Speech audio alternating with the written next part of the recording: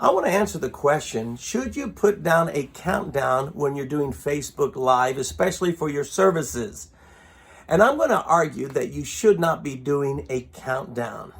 Now, I know the theory behind it is that it takes time to build up an audience. You need to give people a chance to let them know that you're coming on live at four more minutes and all that. Well, let me ask you, doesn't your members already know you're coming on live? I mean, if your services are 10 o'clock on Sunday mornings, do you need to call them up in the morning and say, hey, I want to remind you that we have 10 o'clock services? They already know what time the services are. So doing the countdown is not helping your members know this. But the other theory behind it is we need to build up an audience before the praise and worship begins. Well, let me ask you, in your church services, is everyone there at the start of the service? You say, well, of course not. No, very few, just a few people are there, even on a live service in person. And if your praise and worship takes 20, 30 minutes, for the next 20, 30 minutes, people are going to come in one by one until finally when it's time for the sermon, everyone's going to be there. Come on, you know the way it works. And that's the way it's always going to work, even if you do a countdown for your services. People are going to come in when they're ready to come in, when they know when the service begins or when they want to come in. The other thing is, it only takes about 3, 4, 5 minutes before you're going to have the full big audience. So you don't really need a long time for that. So a countdown is not important. Having some good music in your praise and worship is going to be a lot more better at building up an audience than doing a boring countdown.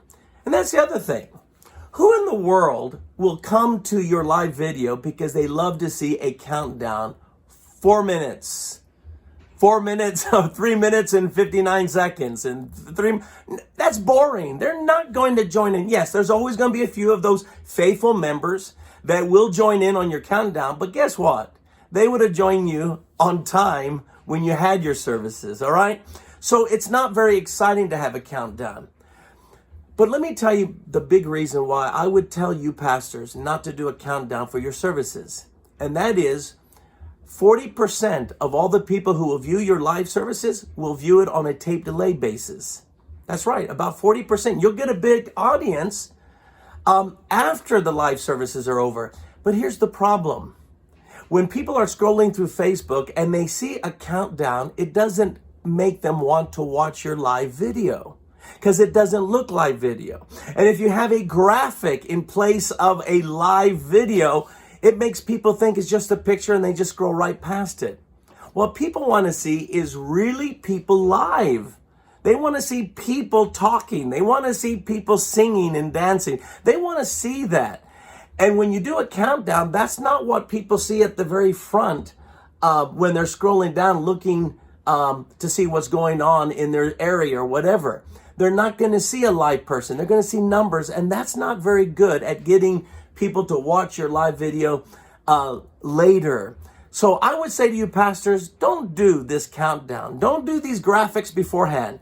It's not good on when you want people to watch it after the live video is over. Give me your comments. Tell me what your thoughts are on this.